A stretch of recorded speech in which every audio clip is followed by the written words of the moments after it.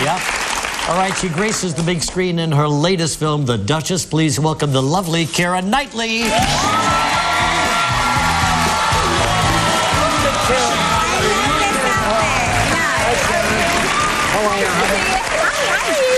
Another little... Keira Knightley, see? What do we call this? A romper? Is this a romper? I'm calling it a jumpsuit. Jumpsuit, okay. Yes, absolutely. I'm feeling a bit like I'm a baby in a baby grown. I like it. It's adorable. It's quite nice. Thanks. Dresses have different effects on women, don't they? I mean, sometimes you feel like a baby, sometimes you... feel like a... Yeah. I'll never forget, to me, my favorite image of you is of you in the green dress. Oh, the Atonement. Such a good green dress was so phenomenal. I know, and I broke it.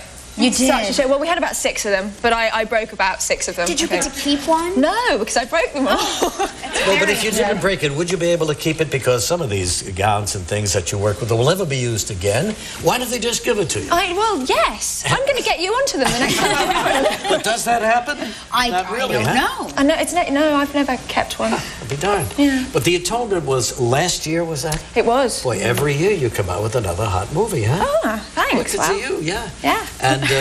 And so your parents, are they very proud of you because they were in the entertainment business? They were, yeah. My mum's a writer and my dad's an actor. I hope so. They like this film, so that's good. They're very harsh critics. Are they really? They really are, yeah. And they did actually come to the premiere and they were like, oh, it was great, thanks. Oh, that's nice. Oh, they're cheerleaders, in other words. Yeah, they are. When they like very it. Sweet. Do they have any influence on what roles you choose? Do you read a script with them? No, Never. no, nothing like that. No. So you were more or less groomed to become an actress. I mean, hanging around, doing what they were doing, I guess watching so. them. I mean, I do think it's an amazing thing to see when you're growing up. You know, it's such a sort of magical world. A lot of kids start out with the little kid commercials, you know. Yeah, I wasn't allowed to do those. No kidding? No. Your dad didn't want you to do them? No, neither my mum and dad, no commercials. Wasn't partly because you have to take a lot of time off school if you do that, I think, when you're a kid. Whereas I was only allowed to do it in my summer holidays. So what was the first thing you did in the business? I did a TV show called Royal Celebration when I was 7, which was actually about the marriage of Charles and Diana. But it basically involved me running around sort of going, Mummy, Daddy. Yeah. Was that great? Now, for me, as a child, I remember when Diana married Charles, and we played, as kids, Charles and Diana constantly. You were Charles? I was usually Charles, but that's neither here nor there. All right! Somebody had to be Charles. So that, I mean, to me, that would be a fantasy part. But you weren't even born. I wasn't born. Yeah, of course not. No. But no, it was great. It was great. It was about a big street party. And so it was a lot of running around and having a nice time. It was lovely. All right, let's take a break. Come back and we'll talk about The Duchess, and we'll even show you a clip in just a moment. Still ahead on Live, a performance. Keira Knightley, it seems every year, maybe twice a year, comes out with a dynamite movie. Was this one of your first films? It was. I was 16. You were 16 yeah. here. Bend It Like Beckham. That was only, what, 5 years ago? 5 years ago. You're only like 21, 23. You're 23, yeah. okay. Yeah. Anyway, Bend It Like Beckham, first major film. You look like you're ready to go there. You know what I'm saying? You can take Beckham on. Yeah, absolutely. Yeah. And how about this one, too? Yeah, that was 17. We go a year at a time. So you were 17 years old. Is that the first time you worked with Johnny Depp? Yeah. And what was that like when you met him at first? Oh, it's pretty special. Yeah, right. I got really starstruck, and we did a read-through in a club in LA, and I remember going in, and I'd only packed for a week because I was convinced I was going to get fired because I thought there's no way it was going to happen. And I remember he was sitting across, and I just kind of, started shaking and go, oh no, it's him. And then he sat next to him, and he already had the gold and silver teeth in. Yeah, right. And I instantly just went, oh, look at your teeth. And then it was sort of, fine from then on. Great introduction. This was a long, arduous shoot, wasn't it?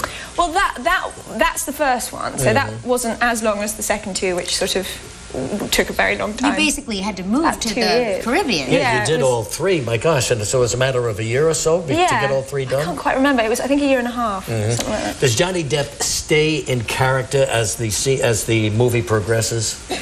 No, I don't think so. No, that would be a bit strange. Well, no. Because I know I stay in character.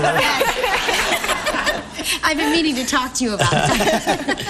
Yeah, well, he looks like he's crazy about you here, yeah. He looks good, there, doesn't he? Does look very good. Yeah, it was a terrific series It's one of those films. one of those movies that sort of all ages, every demographic encapsulated. It was amazing. I mean, because nobody thought it was going to work. You know, when we were doing it, everyone was like, "Oh, yeah, good luck with that. That's going to be horrible." And then when it came out, it was just, it was incredible. A movie based on a theme park ride. Yeah. I mean, think about that. That's What's right. the likelihood of that becoming such a Exactly. That's what I said all those years. In fact, I said it's never going to be a hit. How do you like it? So you just got back from the Toronto Film Festival, eh? Yes. You had your film up there. How was it received? Great. Yeah? Yeah. It went down really well. It was lovely. Do those film festivals become a good thing or a bad thing in your career? Well, they're always a good... I mean, if it goes down well, then they're great. If it doesn't, then they're not so great. You know, I mean, it's always really strange, though, because you never leave the hotel room. You just sit in a hotel room And wait. you do, interview after interview after interview. And then the one time I actually got left out was to go to the premiere. And then went back to the hotel room and did more interviews. Now, were It's the quite Canadians strange. interviewers any different than American interviewers? Don't know how to answer that. No, I don't think so. They were very nice. Keira Knightley's very suspicious of me, and I don't know why. What are you trying to make me say? I'm just curious because they were lovely. I go up there once in a while, and I'm interviewed by them too, and I think that's a refreshing change. Is it? Yeah. Why? Well, because they love me. Oh, there you go. I don't know. I'm sorry. I am so sorry I brought that up. Gelman, cut that out. We'll be right back. We're going to show you a clip from the Duchess. Keira Knightley, our guest, new movie called The Duchess, and she plays a duchess from, what, 200 years ago? Yeah, the 18th century. Yeah, sure. Yeah. Tell us about her. Oh, well, she was a huge fashion icon. She was politically very influential, but she was navigating her way through a very difficult marriage. He was older than her. He was older than her, and she was so young, wasn't she? She was 17 when she got married, and very happy about the marriage, and it was all very exciting, and I think that she's sort of a romantic and a fantasist, and then all of a sudden she finds herself married to a sort of emotionally stunted man. And emotionally stunted. I think that's the only way I can put it, really. Wherever would they find such a man?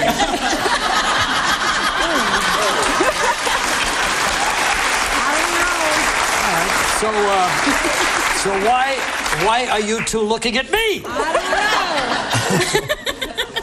A lot of costumes and a lot of hair pieces too, and the hair looked enormous. It's huge. I had one that was about 2 feet high, and then 2 foot of feathers on top of it, and I couldn't hold my head up at all. It weighed around. I don't know, but definitely the neck muscles couldn't hold it. But this is a true story. It is it's based on a true story. Yeah, it is. Well, let's take a look at a clip here. Now, in this particular scene, the Duchess is being introduced to the people at a gala. Take a look at this, the Duchess. The Duchess of Devonshire.